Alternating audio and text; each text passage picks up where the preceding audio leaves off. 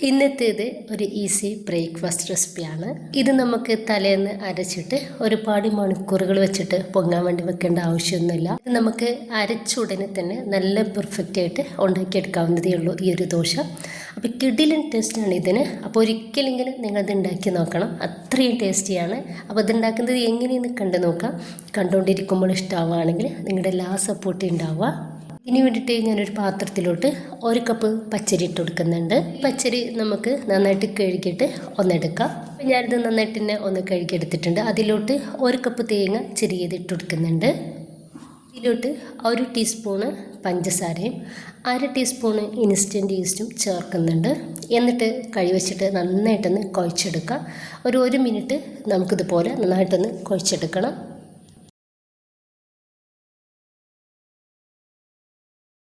ഞാനിത് നന്നായിട്ട് ഒന്ന് കുഴച്ചെടുത്തിട്ടുണ്ട്. ഇനിയിപ്പോൾ നമ്മൾ ഇതിലോട്ട് ഒരുപാട് വെള്ളം ചേർക്കുന്നില്ല. ഇതിപ്പോൾ ഞാൻ ഒരു 1/2 കപ്പ് വെള്ളം ഒന്ന് ഒഴിച്ചെടുക്കുന്നുണ്ട്. ഇനിയിപ്പോൾ നമുക്ക് ഇത് ഒരു 2 മണിക്കൂർ ഒന്ന് റെസ്റ്റ് ചെയ്യാൻ വേണ്ടിയിട്ട് മാറ്റി വെക്കാം. ഇപ്പോൾ നല്ല തണുപ്പായതുകൊണ്ടിട്ട് ആണ് നമുക്ക് 2 മണിക്കൂർ ഇതിന് ടൈം വരുന്നത്. അല്ലെങ്കിൽ ഒരു 1 മണിക്കൂർ വെച്ചാൽ മതി. ഇനിയിപ്പോൾ നമുക്കിത് മിക്സിയുടെ ജാറിലോട്ട് ഇട്ടെടുത്തിട്ട് ഒന്ന് നല്ല ഫൈൻ പേസ്റ്റാക്കിയിട്ട് അരച്ചെടുക്കാം. വേറെ വെള്ളമൊന്നും നമ്മൾ എടുക്കുന്നില്ല. ഇതിലുള്ള ഒരു വെള്ളം ചേർത്തിട്ടാണ് നമ്മളിതൊന്ന് അരച്ചെടുക്കുന്നത്. അരച്ചെടുത്തിട്ടുള്ള ഒരു മാവ് ഞാനൊരു പാത്രത്തിലിട്ട് ഒഴിച്ചെടുക്കുന്നുണ്ട്. ഒരു 2 പ്രാവശ്യമായിട്ട് ഞാനിതൊന്ന് അരച്ചെടുത്തിട്ടുണ്ട്.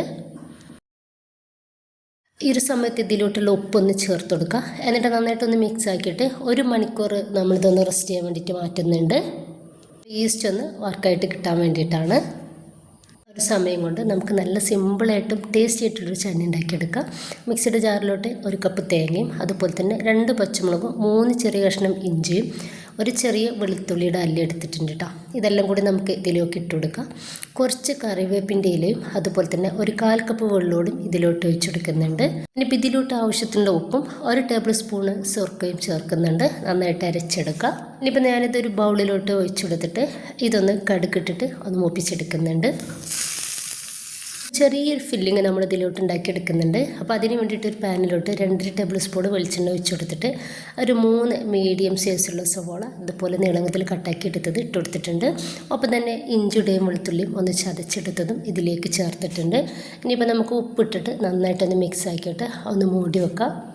ഈ ഒരു സവോള ഒന്ന് റെഡിയായ സമയത്ത് ഞാനിതാ ഒരു ചെറിയ തക്കാളിയും ഒരു 2 പച്ചമുളകും ഇതുപോലെ ഒന്ന് കട്ടാക്കി എടുത്തിട്ട് അതുകൂടി ഇട്ടെടുത്തിട്ടുണ്ട്.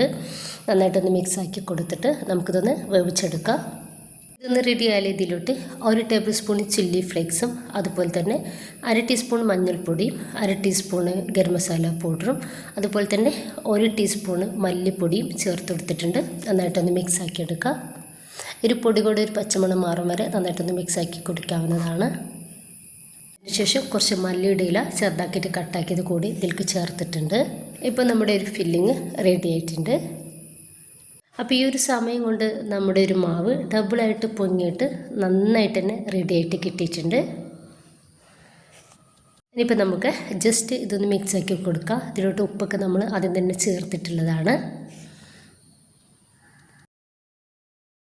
ഇനിയിപ്പോൾ നമുക്കൊരു ദോശ ഒന്ന് ചുട്ടെടുക്കാം. ഒരു മീഡിയം ഫ്ലെയിമിലിട്ടിട്ട് ചെറുതായിട്ടൊന്ന് ചൂടായ പാനിലോട്ട് നമുക്കിതിൽ നിന്നും ഒരു കയ്യിൽ മാവ് ഒഴിച്ചെടുക്കാം.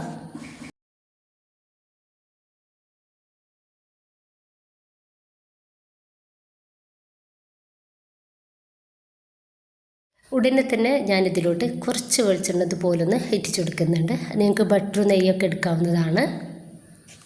അതിന് ശേഷം ഞാനിതിലോട്ട് കാശ്മീരി മുളക് പൊടി ഇതുപോലൊന്ന് വിതറി കൊടുക്കുന്നുണ്ട്. നമ്മുടെ ദോശ നന്നായിട്ട് വേവായിട്ട് കിട്ടിയൊരു സമയത്ത് നമ്മൾ റെഡിയാക്കി വെച്ചിട്ടുള്ള ഒരു ഫില്ലിങ്ങിൽ നിന്ന് കുറച്ച് ഫില്ലിങ് ഒരു സൈഡിലേക്ക് ഇട്ട് കൊടുക്കാം. ഇനിയിപ്പോൾ നമുക്കിതൊന്ന് മറിച്ചിട്ട് കൊടുക്കാം.